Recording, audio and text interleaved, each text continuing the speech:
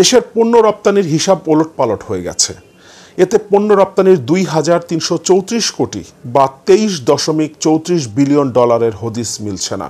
২৩ billion ডলারেরও বেশি গায়েব করে ফেলা হয়েছে এবং কর্তৃপক্ষের ব্যাপারে কোনো কথা বলছে না। ইপিবির পক্ষ থেকে কোনো কথা বলা হচ্ছে না, কেন্দ্রীয় ব্যাংক কোনো কথা বলছে না, এনবিআর কোনো কথা বলছে না। এনবিআর এবং কেন্দ্রীয় ব্যাংক যখন কথা বলছে না তখন স্বাভাবিক তারা বলতে পারে এটা ইপিবির ব্যাপার, তারা তাদের হিসাব থেকে এটাকে গায়েব করে ফেলে। হঠাৎ করেই সরকারের রপ্তানি আয়ের হিসাব থেকে ২৩ বিলিয়ন ডলার গায়েব করে ফেলা হয়েছে। এতদিন ইপিবি, কেন্দ্রীয় ব্যাংক এবং রাজস্ব বোর্ড যে হিসাব দিত রপ্তানি আয়ের, সেখানে ২৩ বিলিয়ন ডলারের একটা তারতম্য ছিল। এখন ইপিবির হিসাব থেকে ২৩ বিলিয়ন ডলার গায়েব করে ফেলার মধ্য দিয়ে এই তারতম্যটার একটা ব্যালেন্স করা হয়েছে। কিন্তু অনেক দিন থেকেই আমদানি রপ্তানি ব্যবসার আড়ালে বিদেশে টাকা পাচার হচ্ছে, এই আলোচনাটা আছে। আন্ডার ইনভয়েসিং এবং ওভার ইনভয়েসিংয়ের মাধ্যমে এটা করা হচ্ছে এবং ২৩ বিলিয়ন ডলারের যে তারতম্যটা ছিল সেটা অনেক প্রশ্ন তৈরি করেছিল এবং ব্যবসায়ীদের দিকে এক ধরনের সন্দেহের তীর ছিল যে তারা রপ্তানি করবার পরেও এই টাকাটা দেশে আনেনি, এই টাকাটা বিদেশে পাচার হয়েছে। এখন ইপিবি যখন তাদের হিসাব থেকে ২৩ বিলিয়ন ডলার বাদ দিচ্ছে তখন ব্যবসায়ীরা আপাতত এই অভিযোগ থেকে পার পেয়ে যাচ্ছেন। কিন্তু ২৩ বিলিয়ন ডলার এতদিন কেন বেশি দেখানো হয়েছে? তাহলে একটা হতে পারে সরকার ইচ্ছাকৃতভাবে রপ্তানি বেশি দেখিয়েছে, ফলে এতদিন আমরা চলতি হিসাবের যে ঘাটতি দেখতাম বাস্তবিক অর্থে এই ঘাটতিটা আরও অনেক বেশি। আমরা দেখতাম প্রতি মাসে আমাদের প্রায় ১ বিলিয়ন, কোনো মাসে ১.৫ বিলিয়ন ডলারের ঘাটতি হচ্ছে চলতি হিসাবের। তার মানে এতদিন আসলে এই ঘাটতিটা আরও অনেক বেশি ছিল। সরকার ফুলিয়ে ফাঁপিয়ে রপ্তানি দেখানোর চেষ্টা করেছে, অনেক বাড়িয়ে দেখানোর চেষ্টা করেছে। আমাদের প্রধানমন্ত্রী তো প্রায়ই বলেছেন আমাদের রপ্তানি এত বিলিয়ন ডলার ছাড়িয়ে গেছে, এত প্রবৃদ্ধি হয়েছে আমাদের রপ্তানিতে। তার মানে এই সব কিছুই ছিল মিথ্যা কথা, একটা ফুলিয়ে ফাঁপিয়ে দেখানো এক ধরনের বাটপাড়ি, জনগণের সাথে এক ধরনের বাটপাড়ি ছিল এগুলো। এটা একটা হতে পারে। আরেকটা হতে পারে এখন যে গায়েব করে ফেলা হলো ইপিবির হিসাব থেকে, অর্থাৎ কেন্দ্রীয় ব্যাংক তো এটা পায়নি এবং রাজস্ব বোর্ডের হিসাবেও এটা নাই, কিন্তু ইপিবি এতদিন দেখিয়েছে এটাকে রপ্তানি হিসেবে। তাহলে এটাও হতে পারে রপ্তানি আসলে হয়েছে কিন্তু এই রপ্তানির টাকাটা দেশে আসেনি। এখন এটাকে ব্যালেন্স করবার জন্য ইপিবি তাদের হিসাব থেকে এটাকে বাদ দিয়ে দিচ্ছে। যে কোনো একটা হতে পারে। আবার দুটোই হতে পারে, সরকারের অলিগার কিছু ব্যবসায়ীকে সেভ করবার জন্য, তাদের পাচারের টাকাকে জায়েজ করবার জন্য এটা করা হয়ে থাকতে পারে এবং সরকার এতদিন ফুলিয়ে ফাঁপিয়ে যে রপ্তানিটা দেখিয়েছে সেটাকেও অ্যাডজাস্ট করার একটা প্রয়োজন ছিল, সেটাকেও হয়তোবা সরকার এর মধ্য দিয়ে অ্যাডজাস্ট করে ফেলল। প্রথম আলো থেকে একটা রিপোর্ট দেখব আমরা, তারপর পুরো বিষয়টা আমাদের একটু আলোচনা করা দরকার। কারণ একটা দুটো টাকার ব্যাপার তো না, এখানে ২৩ বিলিয়ন ডলারের ব্যাপার। ২৩ বিলিয়ন ডলার কিভাবে হঠাৎ করে রাতারাতি আপনি একটা হিসাব থেকে গায়েব করে দিতে পারেন? এবং সবচেয়ে সন্দেহের বিষয় হচ্ছে এই ব্যাপারে কেউই কথা বলছে না। ইপিবির পক্ষ থেকে কোনো কথা বলা হচ্ছে না, কেন্দ্রীয় ব্যাংক কোনো কথা বলছে না, এনবিআর কোনো কথা বলছে না। এনবিআর এবং কেন্দ্রীয় ব্যাংক যখন কথা বলছে না তখন স্বাভাবিক তারা বলতে পারে এটা ইপিবির ব্যাপার, তারা তাদের হিসাব থেকে এটাকে গায়েব করে ফেলেছে বা বাদ দিয়েছে, কিন্তু আমাদের হিসাব তো আগের যেটা আমরা দিয়েছি সেটাই আছে। কিন্তু ইপিবির পক্ষ থেকে কেন কথা বলা হচ্ছে না এবং সাংবাদিকদের তারা এড়িয়ে চলছেন? তার মানে নিশ্চয়ই এর ভেতরে কোনো একটা ঘটনা আছে। এবং আর একবার বলি, এটা ২৩ বিলিয়ন ডলারের একটা হিসাব। প্রথম আলো রিপোর্টের হেডলাইন, পণ্য রপ্তানির ২৩ বিলিয়ন ডলার কোথায় গেল? দেশের পণ্য রপ্তানির হিসাব ওলটপালট হয়ে গেছে। এতে পণ্য রপ্তানির ২,৩৩৪ কোটি বা ২৩.৩৪ বিলিয়ন ডলারের হদিস মিলছে না। সদ্য বিদায়ী ২০২৩-২৪ অর্থ বছরের প্রথম ১০ মাস ও এর আগের ২০২২-২৩ অর্থ বছরের প্রথম ১০ মাস মিলিয়ে মোট ২০ মাসে ৯,৩১৪ কোটি ডলারের রপ্তানির তথ্য দিয়েছিল রপ্তানি উন্নয়ন ব্যুরো বা ইপিবি। তবে বাংলাদেশ ব্যাংক এখন বলছে ওই সময় রপ্তানি হয়েছে ৬,৯৮০ কোটি ডলার। তার মানে ২৫% রপ্তানির তথ্য উধাও হয়ে গেছে। এ বিষয়ে সংশ্লিষ্ট কর্তৃপক্ষ থেকে কোনো জবাবও পাওয়া যায়নি। এই জায়গাটা গুরুত্বপূর্ণ।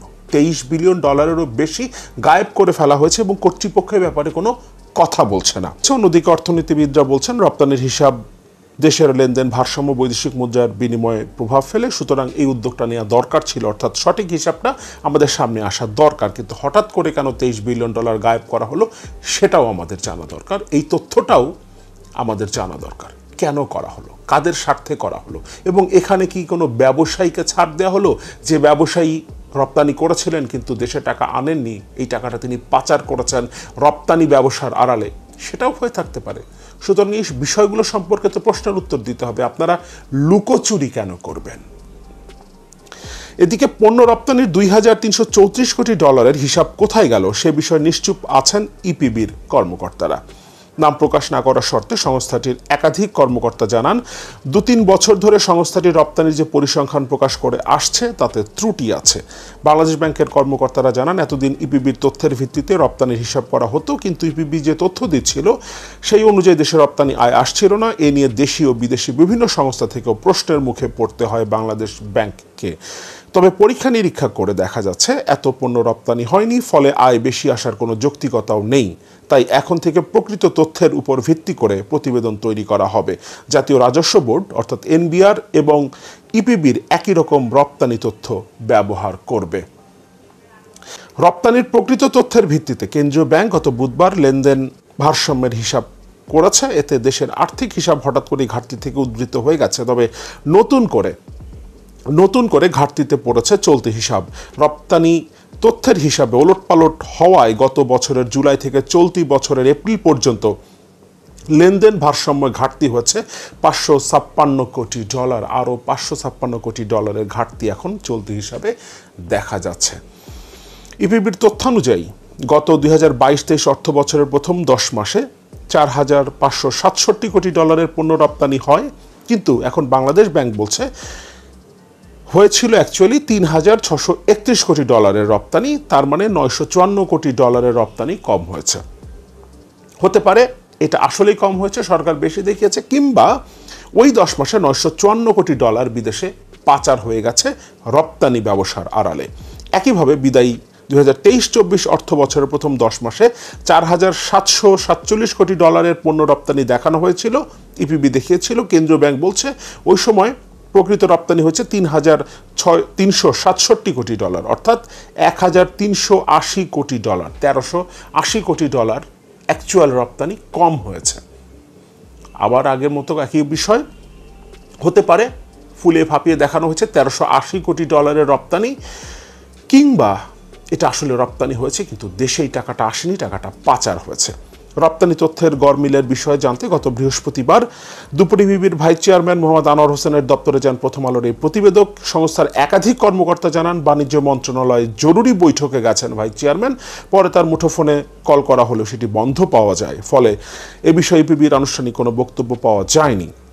দেশের পণ্য রপ্তানির 84 থেকে 85% তৈরি পোশাক। ইপিবির রপ্তানি পরিসংখ্যান নিয়ে গত 22-23 অর্থ বছরের মাঝামাঝি থেকে সন্দেহ প্রকাশ করতে থাকেন তৈরি পোশাকের রপ্তানিকারকেরা। তারা বলছেন এখন যে হিসাবটা আসছে সেটাই প্রকৃত হিসাব। তারা এটাই বলবেন, কারণ এটাকে প্রকৃত হিসাব দেখাতে পারলে ব্যবসায়ীদের উপর থেকে অভিযোগটা পুরোপুরিভাবে চলে যায়। কিন্তু এতদিন তাহলে সরকার চলতি যে হিসাবটা দেখিয়েছে, চলতি হিসাবের ঘাটতি যেটা দেখিয়েছে, তার চেয়ে ঘাটতি আরও অনেক বেশি ছিল।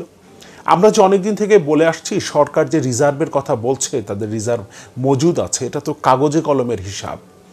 এবং যে ঘাটতিটা এখন বের হচ্ছে, অর্থাৎ $23 বিলিয়ন রপ্তানি তারা দেখিয়েছে, যেটা আসলে রপ্তানি হয়নি, এখন বলছে। এতে ব্যবসায়ীদের ওপর থেকে অভিযোগটা চলে যাচ্ছে, কিন্তু সরকার এখন চলতি হিসাবের যে ঘাটতির হিসাবটা আমাদের সামনে আসবে সেটাকে কিভাবে ম্যানেজ করবে, সেটা আমাদের সামনে কিভাবে প্রেজেন্ট করবে। এবং এখন ইপিবি কিন্তু কোনো কথা বলছে না, ইপিবির চেয়ারম্যানকে পাওয়া যাচ্ছে না, ইপিবির কর্মকর্তারা মুখে কুলু পেটেছেন। আমরা যখন বলেছি দেশের অর্থনীতি, দেশের রপ্তানি একটা সংকটের মধ্যে আছে, তখন তারা আমাদের বিরুদ্ধে অনেক কথাবার্তা বলেছেন। তারা কাগজ কলমের এই হিসাব দেখিয়েছেন, কত রপ্তানি হয়েছে সেটা তারা দেখিয়েছেন। এমনকি করোনার মহামারীর মধ্যেও কত রপ্তানি হয়েছে, ইউক্রেন রাশিয়া যুদ্ধের মধ্যেও তাদের রপ্তানি প্রবৃদ্ধি হচ্ছে, এগুলো দেখেছেন। কিন্তু বাস্তবতা হচ্ছে রপ্তানি তো কমে গেছে, প্রবৃদ্ধি তো অনেক দূরের কথা, রপ্তানি হ্রাস পেয়েছে শতকরা হিসাবে। সারা পৃথিবীতে কি তাই হয়েছে? এখন যদি হিসাব করা যায় তাহলে বাংলাদেশের রপ্তানি পৃথিবীর অন্য যে দেশগুলো রপ্তানি করে, বিশেষ করে তৈরি পোশাক, তাদের চেয়ে অনেক বেশি মাত্রায় কমেছে।